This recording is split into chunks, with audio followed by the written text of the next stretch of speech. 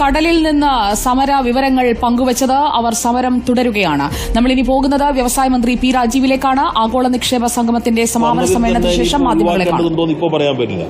അതിപ്പോൾ അടുത്തൊരാഴ്ച ഞങ്ങൾ അതിൽ ഓരോന്നും സൂക്ഷ്മമായിട്ട് വർക്ക് ചെയ്ത് കഴിയുമ്പോൾ ഞാൻ പറഞ്ഞ ഇപ്പോൾ വന്നതിൽ തന്നെ നമുക്ക് പൂർണ്ണമായിട്ട് അറിയില്ലല്ലോ. ഇവിടെ വരുന്നു, അവരുടെ ക്രെഡൻഷ്യൽ നോക്കുന്നു, അവർ ചിലത് നമുക്ക് പറ്റാത്തതുണ്ടാവും, ചിലപ്പോൾ നിയമപരമായിട്ട് പ്രശ്നമുള്ളതുണ്ടാകും. അങ്ങനെയുള്ളതാണെങ്കിൽ നമ്മൾ ഈ ലിസ്റ്റിൽ നിന്ന് ഒഴിവാക്കും. ഇപ്പോൾ നമ്മൾ ഞങ്ങൾ 1 ലക്ഷം കോടി എന്നാണല്ലോ നേരത്തെ പലരും അറിഞ്ഞത്. ഇപ്പോൾ 1.5 ലക്ഷം 1.52 എത്തിയിരിക്കുന്നു. അത് ഞങ്ങൾ ഒന്നുകൂടി സ്ക്രീൻ ചെയ്യും. എന്നിട്ട് അതിന്റെ അടിസ്ഥാനത്തിൽ ഞങ്ങൾ കാറ്റഗറൈസ് ചെയ്യും. ഇപ്പോൾ നമുക്ക് ഉടൻ തുടങ്ങാൻ പറ്റുന്നുണ്ടാവും, അല്ലെങ്കിൽ 6 മാസം കഴിഞ്ഞ് തുടങ്ങാൻ പറ്റുന്നുണ്ടാവും. പിന്നെ ചിലപ്പോൾ കുറച്ചുകൂടി സമയമെടുക്കും. അത് കാറ്റഗറൈസ് ചെയ്യും. പിന്നെ ചില സെക്ടർ ബേസും തിരിക്കും. പിന്നെ ചിലത് കിൻഫ്ര ആയിട്ട് എടുക്കേണ്ടതുണ്ടാവും, ചിലത് KSIDC ആവുന്നുണ്ടാവും, ചിലത് ഡിപ്പാർട്ട്മെന്റ് ഓഫ് ഇൻഡസ്ട്രീസിനായിരിക്കും.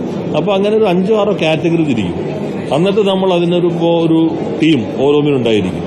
ഇപ്പോൾ നേരത്തെ തന്നെ ഒരു ടോൾ ഫ്രീ നമ്പർ വരും, ഒരു പ്രത്യേക ഇമെയിൽ വരും, ഡാഷ്ബോർഡ് വരും, ചീഫ് സെക്രട്ടറി നേതൃത്വത്തിൽ പ്രത്യേക ടീമുണ്ടാവും, ഒരു ഫാസ്റ്റ് ട്രാക്ക് മെക്കാനിസം ഉണ്ടാവും. നിയമപരമായി കൊണ്ടുപോകാൻ പറ്റാവുന്നതാണെങ്കിൽ അതിവേഗത്തിൽ തുടങ്ങുവാനുള്ള എല്ലാ സംവിധാനങ്ങളും ഉണ്ടാവും.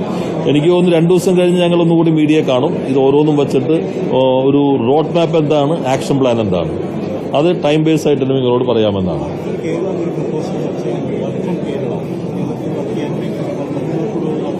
അത് work from Kerala, work from home, work near home പോലെ ഞാനിത് പുതിയ കോൺസെപ്റ്റാണെന്ന് ഞാൻ മന്ത്രി ഡൽഹിയിൽ പോയപ്പോൾ ഇന്ത്യൻ എക്സ്പ്രസ് ഒരു ഫുൾ പേജ് ഇന്റർവ്യൂ നടത്തിയിരുന്നു.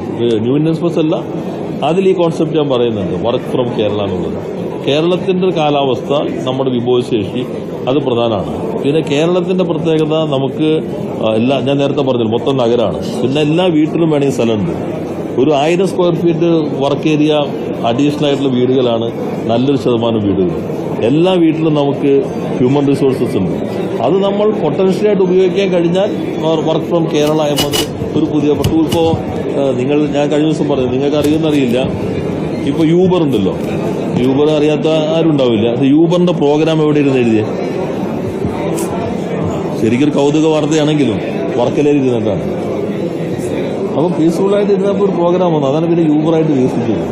അപ്പോൾ ഇപ്പോൾ നമുക്ക് കേരളത്തിൽ എവിടെ ഇരുന്നാലും ഇപ്പോൾ കുറേ പ്രൊജക്ടുകൾ അങ്ങനെ വന്നിട്ടുണ്ട്. ഞങ്ങൾ ടാറ്റ ചെയർമാനെ കണ്ടിട്ടുണ്ട് 1 മാസം മുമ്പ് കണ്ടു. അതിപ്പോൾ അതിലേക്ക് വന്നിട്ടില്ല, EOI വന്നിട്ടില്ല. അത് പ്രധാനം ഒരു ഇന്റർനാഷണൽ ആയിട്ടൊരു കൺവെൻഷൻ സെന്ററിലേക്ക് പറ്റുമെന്നുള്ളതാണ് അവരിപ്പോൾ നോക്കിക്കൊണ്ടിരിക്കുന്നത്. പിന്നെ നമ്മളിപ്പോൾ പെരുമ്പാവൂർ റയോൺസിന്റെ സ്ഥലത്താണ് വളരെ പ്രധാനപ്പെട്ട കമ്പനിയുടെ ഒരു ഫ്ലെക്സിബിൾ PCB. അപ്പോൾ അങ്ങനെ നല്ല പ്രപ്പോസൽസ് ആണ് വന്നിട്ടുള്ളത്. അപ്പോൾ കേരളം ജോലി ചെയ്യാൻ പറ്റുന്ന ഏറ്റവും നല്ല ഇടം എന്നതിലേക്ക് വരും. നിക്ഷേപ സംഗമത്തിൽ 24 IT കമ്പനികൾ, ആകെ വന്ന കമ്പനികളുടെ ഒപ്പം നിക്ഷേപ സംഗമം വലിയ വിജയമായി മാറിയതിന്റെ വിവരങ്ങളൊക്കെ പങ്കുവയ്ക്കുകയായിരുന്നു മന്ത്രി. തിരികെ എത്താം ഇടവേളയ്ക്ക് ശേഷം.